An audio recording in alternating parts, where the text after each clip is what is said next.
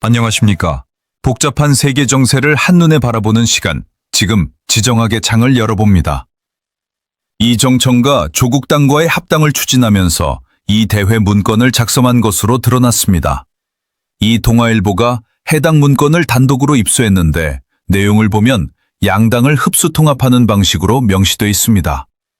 최고위원을 지명하는 구조로 지명직 최고위원을 배분해 자연스럽게 흡수하는 방식이 담겨 있습니다. 그동안 정청가는 합당을 여론을 들어서 추진하겠다고 말해왔지만 실제로는 이미 합당 방식과 일정까지 모두 정해놓은 상태였습니다. 여론을 듣는다더니 이미 답안지를 다 써놓고 문제를 푸는 척한 셈입니다. 이 문건을 통해 조국과의 합당을 이미 추진 중이라는 사실이 드러나자 반정청계에서는 합당을 중단하라며 눈속임이었다고 강하게 반발하고 있습니다. 정청면은 오늘 조성래 사무총장에게 이 문건이 어떻게 외부로 흘러나갔는지 조사하라고 지시한 것으로 전해졌습니다. 문건에는 조국 당 측 인사를 지명직 최고위원으로 임명하는 방안을 검토하는 내용이 담겨 있으며 사실상 2021년에 열린 민주당의 흡수합당 모델을 참고한 것으로 보여 논란이 되고 있습니다. 동아일보가 입수한 문건을 보면 민주당은 주요 협상 지점으로 지도부 구성 논의를 꼽고 있습니다. 지도부에서 지명직 최고위원을 배분하고 배분 비율을 합의한다는 내용이 포함되어 있으며 공동대표를 두는 방식으로 진행했던 2014년 신설합당 모델은 고려하지 않는 것으로 해석됩니다. 또한 이달 27일 또는 3월 30일, 늦어도 3월 3일까지 합당 절차를 마무리하는 시간표가 제시되어 있습니다. 반정청계 인사들은 사실상 합당 계획을 이미 정해놓고 제안한 것이라며 반발했습니다. 이에 대해 당 지도부 핵심 관계자는 실무자가 작성한 문건일 뿐 대표나 최고위원회에 보고된 내용은 아니라고 해명하고 있습니다. 더불어민주당 사무처는 정청년 대표의 합당 추진 발표 직후부터 약 5주 뒤에 합당을 완료한다는 계획을 세운 것으로 드러났습니다. 민주당을 탈당해 조국 혁신당으로 이적한 옛 당원들이 6.3 지방선거에 출마할 경우 공천과 경선에서 불이익을 받지 않도록 하는 조치도 검토된 것으로 알려졌습니다. 문건에 따르면 2월 27일 또는 3월 3일 합당 신고를 마치는 일정이 포함되어 있습니다. 이 문건은 당 사무처가 자체 작성한 내부 문건으로 민주당과 조국당이 각각 2명씩 참여하는 2+2 사전 실무 협의체를 구성해 열흘간 사전 협상을 진행한 뒤 합당 합의문을 발표하는 계획이 담겨 있습니다. 아직 시작도 안 했다면서 계획은 이미 결승선까지 그려놓은 모습입니다. 문건 곳곳에서는 조국 당과 이미 물밑 합의가 있었던 것 아니냐는 의혹이 제기될 만한 정황도 드러납니다. 큰 틀에서 합의는 이미 끝내놓고 마치 당원들의 의견을 수렴하는 절차를 밟는 것처럼 보이게 하는 것 아니냐는 의심입니다.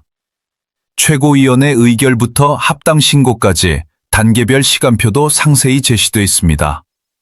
최고위에서 합당 안건을 의결하면 전국 17개 시도당 또는 5개 권역별로 며칠간 당원 토론회를 진행하고 당무위원회 의결과 권리당원 투표를 거쳐 중앙위원회에서 최종 의결한 뒤 합당 신고를 마치는 방식입니다. 합당 이후에는 후보자 접수와 심사, 경선을 거쳐 5월 8일까지 공천을 마친다는 계획도 담겨 있습니다. 이는 지방선거 공천 과정에서 민주당과 조국당이 따로 움직이는 것이 아니라 더불어민주당 중심으로 공천을 진행하는 흡수합당 구조임을 의미합니다. 이 문건은 지난달 20일 정청의 합당 추진 발표 이후 작성된 것으로 알려졌습니다. 다만 문건 작성 이후 이해찬 사망으로 당무가 사실상 중단되고 당내 반발이 거세지면서 조국당과의 사전 협상이 본격적으로 시작되지 못해 일정이 일주일가량 수년된 것으로 전해졌습니다. 민주당 내부에서 합당 논의를 멈춰야 한다는 반발이 커지자 조국당은 민주당 내부 상황이 어느 정도 정리돼야 실무 논의를 할 수 있다고 지난 1일 밝혔습니다. 문건에는 합당 시 조국당과 협상할 핵심 쟁점들에 대한 검토 내용도 포함되어 있습니다. 민주당을 탈당해 조국당으로 간 인사들이 합당 후 지방선거에 출마할 경우 적용될 기준을 제시한 것으로 민주당 탈당 경력자는 당규 부칙을 신설해 감점을 받지 않도록 하고 징계 전력이 있는 인사도 대선 기호 등을 고려해 부적격 심사나 공천 경선에서 불이익을 받지 않도록 하는 방안을 검토할 수 있다는 내용입니다. 떠났던 사람은 모두 포용하면서 남아있던 사람은 어찌 될지 알 수 없는 묘한 정의입니다. 반정 청계 진영에서는 이 문건을 두고 정청래 대표가 합당을 제한 없이 논의하겠다고 했지만 실제로는 처음부터 합당으로 결론을 내려놓았다고 비판하고 있습니다. 토론과 대화를 통해 결정하겠다던 말과 달리 이미 모든 것이 정해져 있었다는 주장입니다. 이에 대해 당 측은 실무자가 기존 합당 사례를 참고해 일반적인 절차를 정리한 것뿐이라고 해명하고 있습니다. 민주당 초선 의원 68명이 모인 더민초는 어제 정청래와 간담회를 열고 지방선거 전 합당 논의 중단을 요구했습니다. 정청래는 이에 대해 대단히 송구스럽게 생각한다며 유감을 표명했습니다. 다만 모든 것은 당원의 뜻에 따라 결정될 것이며 가라면 가고 멈추라면 멈추겠다고 말했습니다. 그러나 이미 합당 일정과 방식, 프로세스가 모두 정리돼 있다는 점에서 합당은 사실상 기정사실화됐다는 평가가 나옵니다. 일각에서는 정청래가 당을 장악하기 위해 조국과 손을 잡고 이재명을 견제하려는 것 아니냐는 관측도 제기됩니다.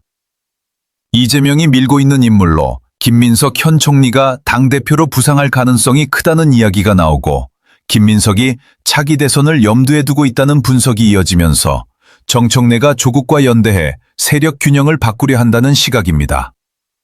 실제로 일당원 1표 제도도 통과시키며 이재명과의 관계가 완전히 돌아선 것 아니냐는 해석이 나옵니다. 정치는 전략이라지만 이렇게까지 노골적이면 오히려 투명해 보일 정도입니다.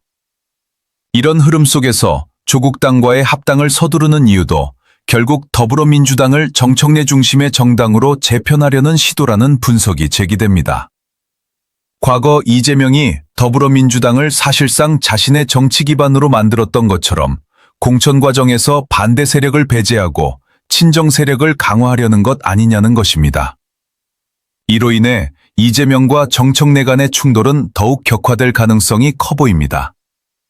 이재명에게는 레임덕이 앞당겨질 수 있다는 전망이 나오는 반면 정청래는 자신의 노선을 고수하고 있어 민주당 내부 갈등은 한층 더 심화될 것으로 예상됩니다. 지금까지 지정학의 창이었습니다. 세계는 계속 움직이고 우리는 그 흐름을 읽어야 합니다. 시청해 주셔서 감사합니다.